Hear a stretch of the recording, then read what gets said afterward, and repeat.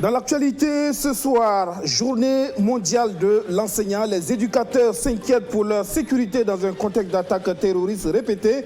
La sécurité mais aussi le non-respect des engagements pris par le gouvernement. Les enseignants étaient dans les rues de Ouagadougou ce matin. Les nouvelles de l'autoroute de contournement de la ville de Ouagadougou, comment avance le chantier de cette infrastructure? Presque un an après le lancement des travaux, visiblement les choses avancent timidement. Pourquoi? Eh bien, les explications dans ce journal. Et puis une autre échéance qui semble difficile à respecter en un an du délai, 19% de taux d'électrification rurale au Burkina Faso en 2020. Allons-nous y arriver? L'ABER, l'agence burkinabé d'électrification rurale, y travaille. Vous allez le voir, elle a sa petite idée. Voici pour le sommet de cette 9h30. Bonsoir et bienvenue à tous. Les enseignants à l'honneur ce 5 octobre, c'est leur journée au Burkina Faso. L'occasion est belle pour poser encore des revendications.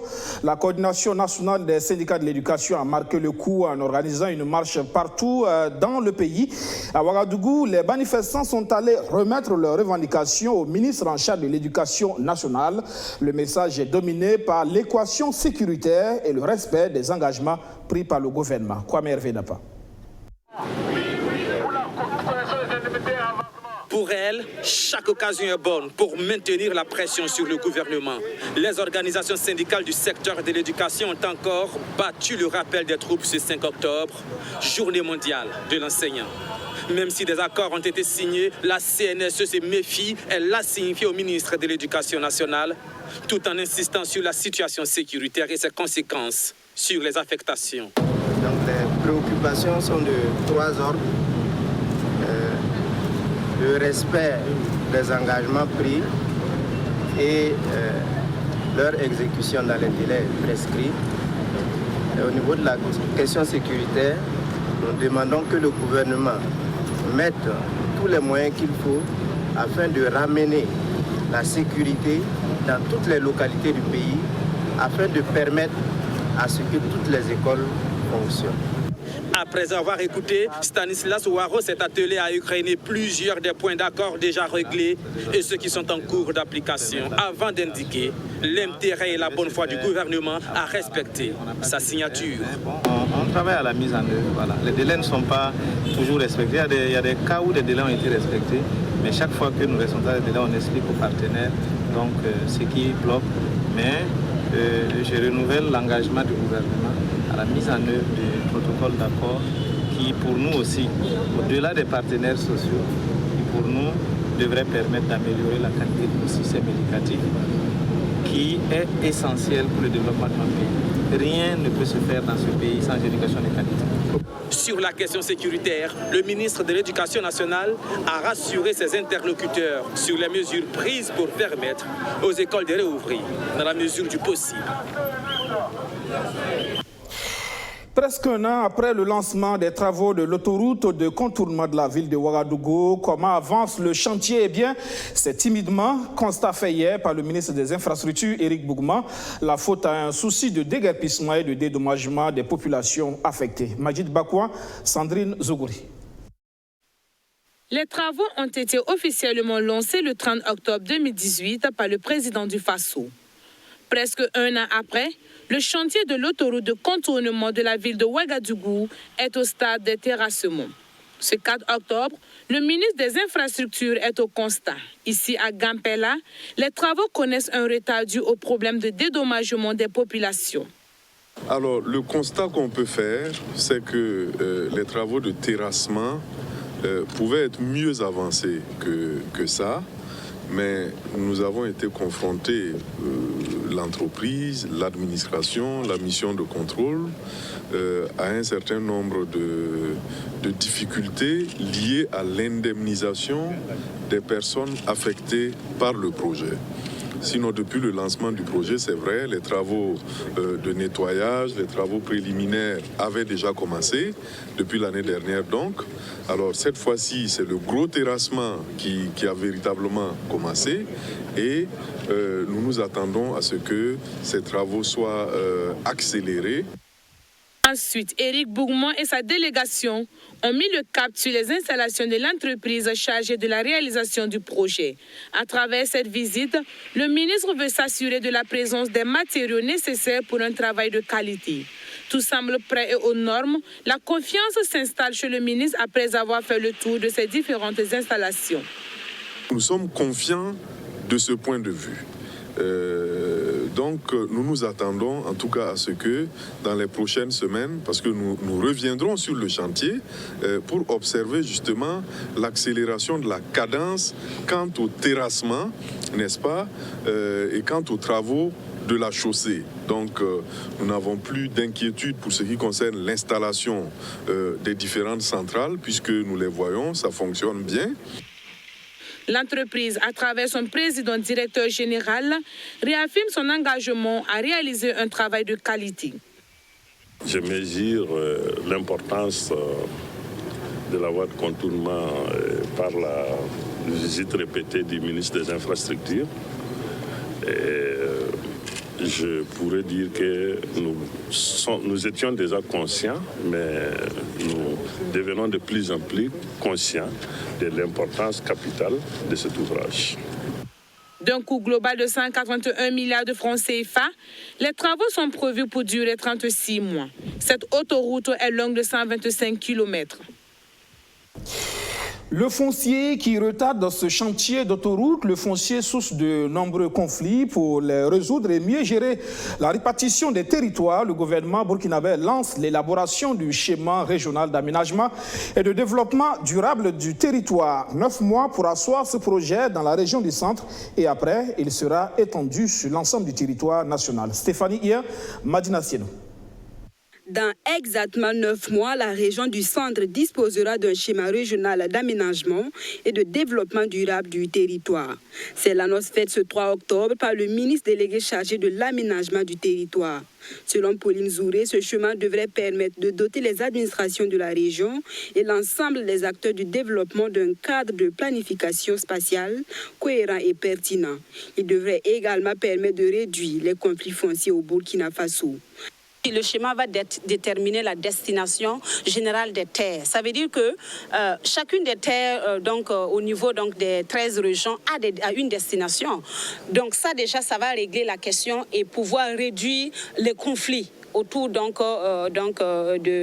ressources naturelles. Également, ce schéma va permettre de déterminer les terres qui vont accueillir les investissements. Parce que vous savez, on ne met pas les usines n'importe où, on ne met pas des abattoirs n'importe où, on ne construit pas l'hôpital ou tout ça n'importe où. Donc, ça va permettre de préciser avec pertinence le positionnement de ces infrastructures et ces équipements. Et nous avons la chance que nous avons déjà adopté le schéma d'aménagement du Grand Ouaga, donc avec ce schéma régional qui va considérer Ouagadougou et son interland, on va avoir une confirmation de toutes les orientations qui ont été prises au niveau du Grand Ouaga. Attendu pour le 15 juin 2020, le schéma régional d'aménagement et de développement durable du territoire du centre va servir de boussole pour les 12 autres régions qui devront elles aussi élaborer leur schéma d'aménagement. L'objectif du gouvernement est de doter toutes les régions de schémas d'aménagement et de développement durable dans le court terme. Ainsi, le schéma régional du centre qui sera élaboré a vocation d'être le référentiel de planification et d'harmonisation des actions de développement sur toute la région. C'est donc dire que les plus hautes autorités de notre pays, par ma voix, attendent avec beaucoup d'intérêt l'élaboration et l'adoption du schéma régional d'aménagement et de développement durable du centre à bonne date. Adopté en janvier 2017 en Conseil de ministres, le schéma national d'aménagement et de développement durable du territoire sert désormais de référentiel de planification spatiale en matière d'orientation de développement du Burkina Faso à l'horizon 2040. Le Burkina Faso qui a un objectif à atteindre en 2020 en matière d'électrification rurale. 19%, c'est le taux visé et on est loin du cap. Le gap reste énorme à combler en un an, mais à l'ABER, on croit que le défi est possible à relever. L'Agence burkinabé d'électrification rurale a élaboré une nouvelle approche pour réussir son pari. Rémi Lambert-Nébier nous explique. Le Burkina Faso est actuellement à un taux d'électrification de plus de 30%. Le progrès est énorme ces dernières années, mais reste centré en milieu urbain. En zone rurale, la réalité est toute.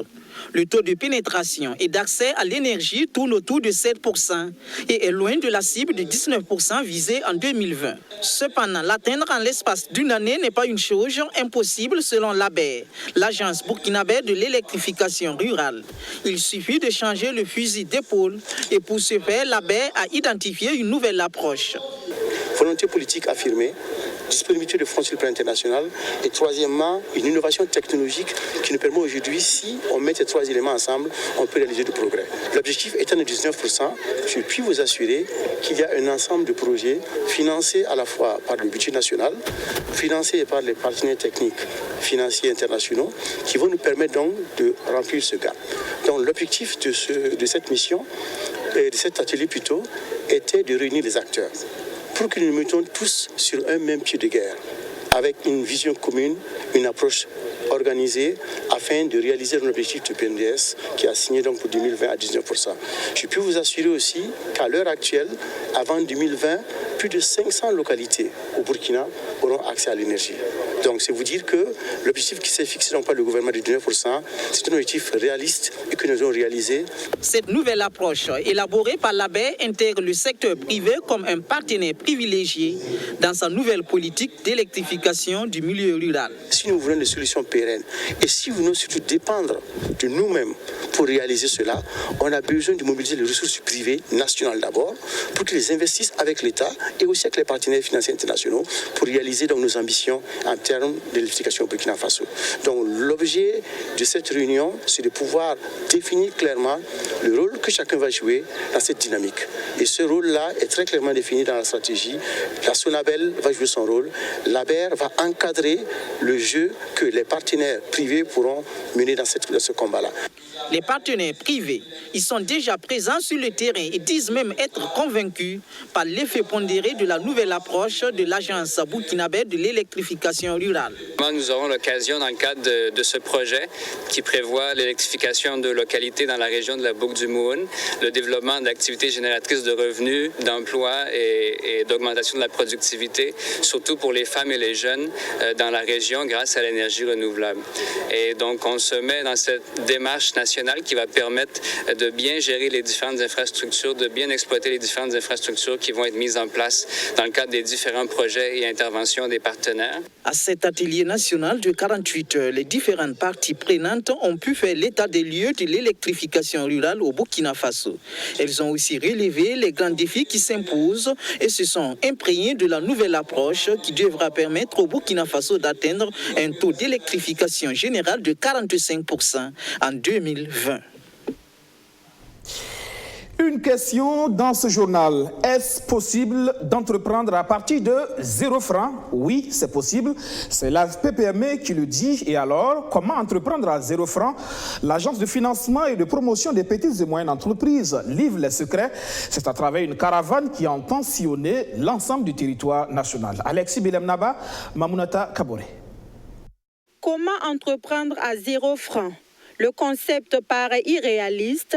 Pourtant, l'Agence de financement et de promotion des petites et moyennes entreprises, AFP-PME, possède un canevas pour y parvenir.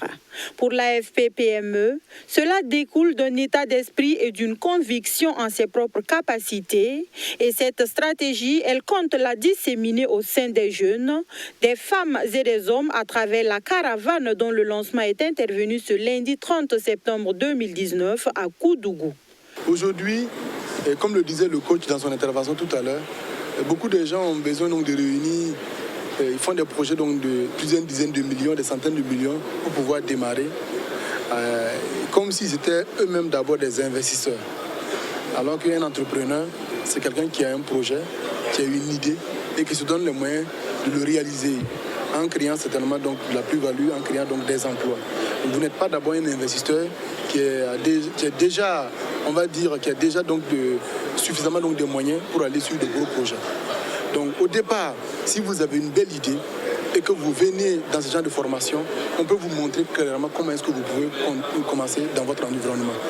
Marcel Zoma, parrain du lancement de cette activité, est un exemple de cet entrepreneuriat à 0 franc. Nous, on a commencé à 0 franc, j'étais en village. En village, tu sais qu'en village, c'était une vendeur de pétrole. À l'époque, ce n'est pas de l'argent comme ça. Peut-être c'est 50 francs à 100 francs qui te paient un demi-litre pour venir vendre. Le colon aussi, c'était comme ça qu'on paye. Ce n'était pas beaucoup d'argent. Mais notre formation, ça passait par ça.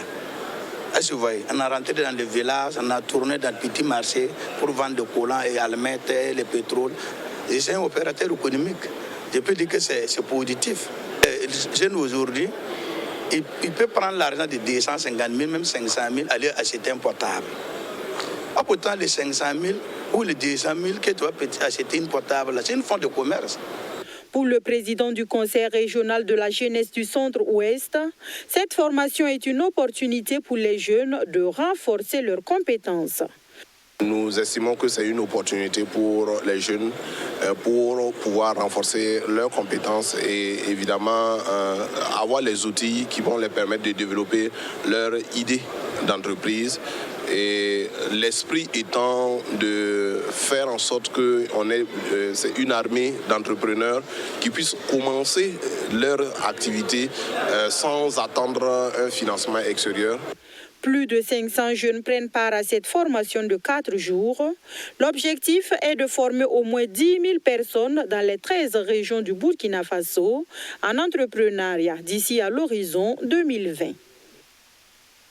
Et voilà, la veille, la prévention et la gestion des conflits, la société civile renforce ses capacités sur ces questions à Bobo-Dioulasso. C'est sur initiative de l'ODESAD, l'Organisation pour le droit à la santé et au développement, renforcement de la participation communautaire à la promotion de la paix et de la sécurité par la prévention des conflits intercommunautaires, des violences électorales et de la radicalisation des jeunes. C'est cela l'objectif recherché par l'ODESAD. Soto Justin Dabiré. Le Burkina Faso, à l'instar des autres pays de la sous-région, connaît un contexte sécuritaire de plus en plus difficile. Depuis le début de l'année, les tensions intercommunautaires se sont transformées en affrontements violents, causant, selon l'Organisation pour le droit à la santé et au développement des SAD, la mort de 49 personnes et forçant 12 000 autres à quitter leur foyer. Cet atelier de formation de Bobo-Dioulasso vise donc à renforcer les compétences des acteurs de la société civile sur les mécanismes de veille, de prévention et de gestion des conflits. Les participants seront outillés durant 4 jours sur plusieurs thématiques. Notamment sur le civisme, la citoyenneté. Vous voyez, avec toute l'indiscipline qui règne dans notre pays aujourd'hui, même dans la rue, on est parfois grondé, insulté. Donc nous allons les former sur ces différentes thématiques-là. Il y a tout ce qui concerne la question foncière. Voilà, les conflits fonciers ne sont pas rares aujourd'hui parce que avec l'envahissement des terres, voilà, les achats non souvent justifiés. Et il y a pas mal de conflits qui sont liés à la question de la terre. Donc nous allons essayer de faire de les amener à s'approprier de cette problématique et aller échanger avec les paysans, leur faire comprendre que la terre, ça a une valeur. 40 relais de 10 communes cibles de la région des Hauts-Bassins sont concernés par le projet. Un projet centré sur la promotion de la paix, la sécurité et la cohésion sociale avec les concours des communes, des chefs coutumiers de la société civile et des femmes. La participation de la femme dans la prévention et la gestion des conflits, une priorité pour l'Organisation pour le droit à la santé et au développement ODESAD. La participation communautaire ne doit pas se limiter à seulement la question de l'homme. Prendre toujours l'homme, les mettre au centre des problèmes, alors que ce sont les femmes qui vivent le plus les difficultés qui naissent des actes des hommes. Voilà, nous voulons travailler avec ces femmes-là pour qu'elles aussi, elles amènent ce langage de paix, parce que les femmes sont mieux écoutées. L'Organisation pour le droit à la santé et au développement ODESAD bénéficie du soutien financier du Fonds canadien d'initiative locale, FCIL. Le Canada, depuis longtemps, promouvoit la paix et la sécurité à l'étranger et nous reconnaissons que cette paix commence vraiment au niveau local. Si nous voulons empêcher des grands conflits, il faut que les gens dans leur communauté s'entendent bien. Nous reconnaissons que le Burkina Faso passe à travers une période un peu difficile et donc c'est encore plus important d'avoir des relais pour la paix dans leur communauté.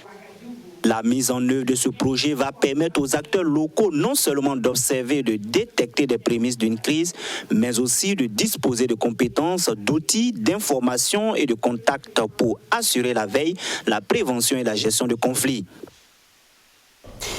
Il y a un bond sensible de la situation du genre au Burkina Faso. C'est une évaluation de la politique nationale genre qui le révèle. Santé, éducation, il y a de l'évolution qualitative, même si les défis restent encore nombreux. Arsène Konitande.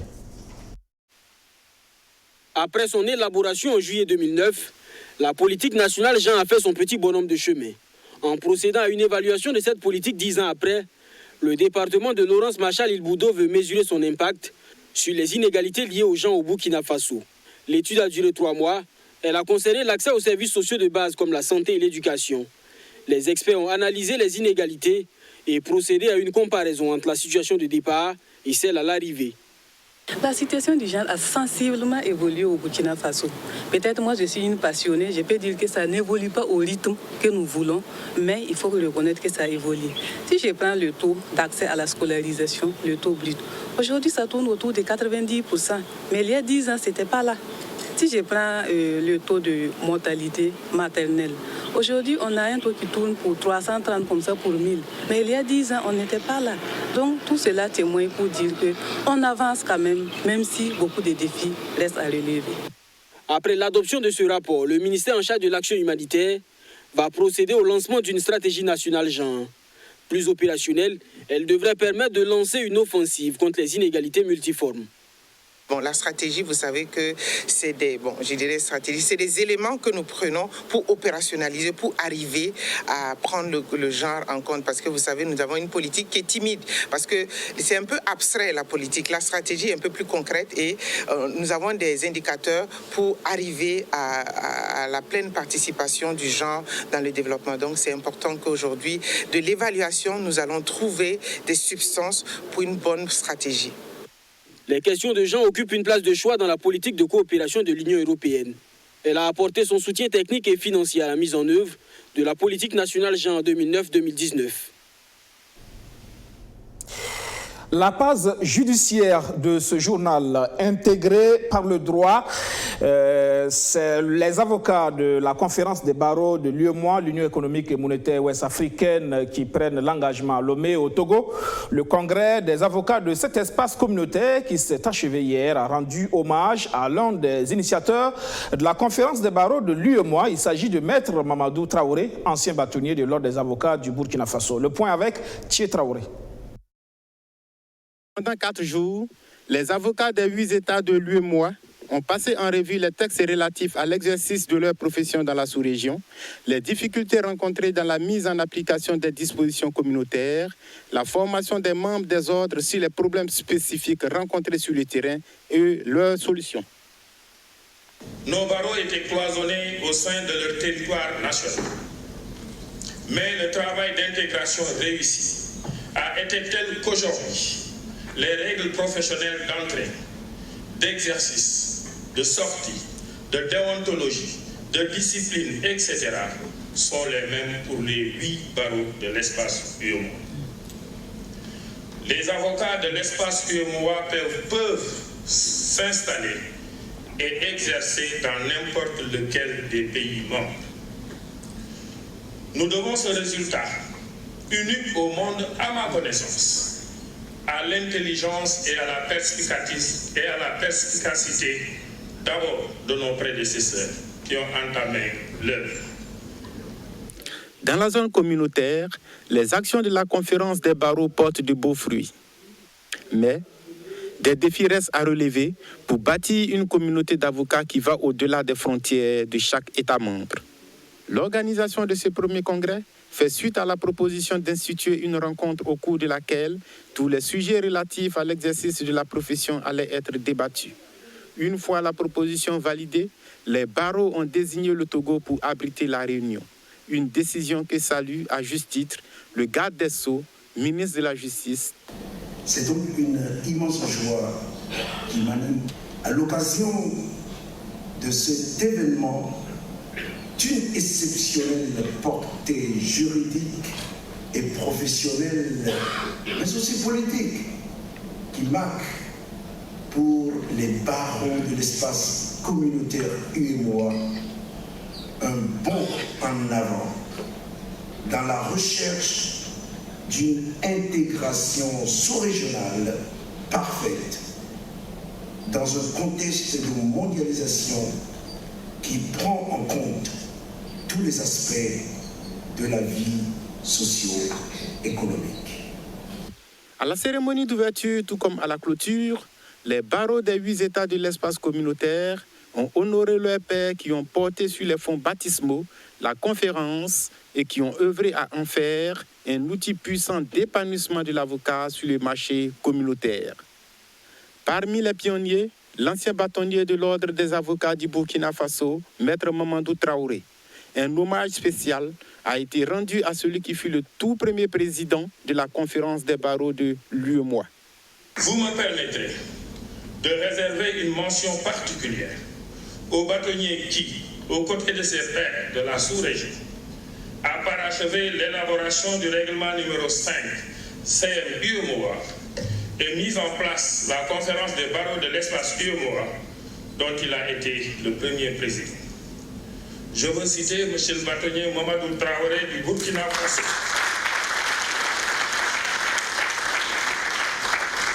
dont l'investissement personnel a été inestimable. Monsieur le bâtonnier Traoré, nous vous remercions pour tout ce que vous avez fait pour la profession dans notre espace. Vous êtes pour nous, vos confrères, un exemple. Et l'épreuve injuste qui vous a été imposée, mais que vous avez subi avec honneur et dignité, pour en sortir avec brio et sans tâche, renforce ce statut d'exemple, de bravoure, de combativité, de mesure, de sérénité, simplement l'exemple de l'avocat. La conférence a également salué l'élan de solidarité de ses membres qui ont défendu son ancien président. La culture pour boucler cette édition avec cette voix qui compte désormais sur la scène musicale reggae au Burkina Faso. Imania vous offre le Merci. Merci, c'est le titre de son dernier cru musical. La voix est belle, les textes touchent la sensibilité profonde. Tout cela dans un enregistrement exclusivement live. Ceux qui étaient du côté de l'espace culturel Matisse hier soir ont pu nourrir leur papille auditive. Abdoulaziz Saré.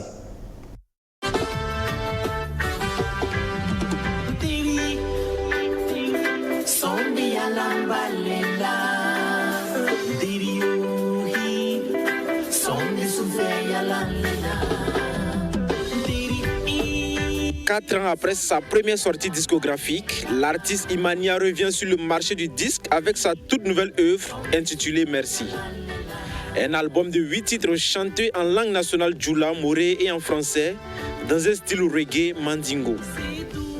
Les mélomanes pourront trouver dans ce dernier opus des morceaux phares comme Merci Mama, Nteri et Mnonga. C'est un album qui parle de paix, d'amour, qui conscientise et qui sensibilise. C'est basé sur les faits de société et aussi du côté aussi de nos politiques par rapport à ce que nous vivons dans notre quotidien, et ici comme ailleurs. Et ça parle de paix et d'amour.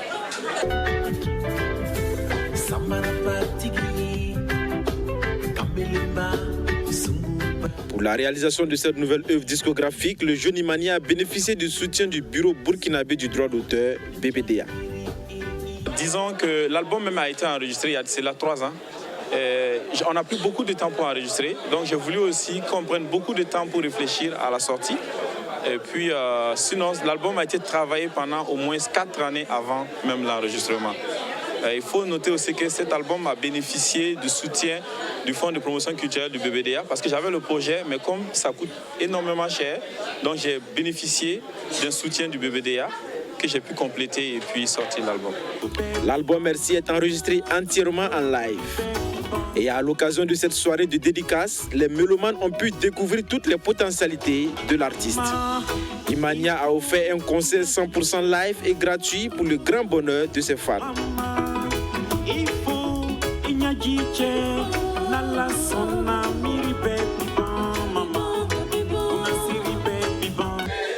très fier parce que c'est un très beau concert en live. Bon, je ne l'avais jamais vu jouer, c'était la première fois. J'avais quelques appréhensions, mais là, j'étais très satisfait parce qu'il y a une bonne maîtrise du live. Et je pense que c'est un artiste qui a de l'avenir.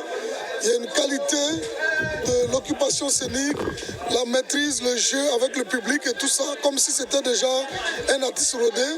Et ça, j'étais très satisfait. Je suis fier d'avoir parrainé donc, cette dédicace. Sur scène, Imani a été accompagné par des artistes comme Océane et Nourat. L'album Merci est déjà disponible sur le marché du disque. Toute une stratégie de promotion de l'œuvre a été élaborée par l'artiste et son staff. Voilà, c'est la fin de ce 19h30. Merci de l'avoir suivi. Excellente soirée sur notre chaîne. À 20h15, c'est Eric Soudré qui vous retrouve pour le journal La Langue nationale morée. Excellent week-end sur notre chaîne. Demain, dimanche, vous nous retrouvez donc pour le 7 Info. Bonsoir chez vous.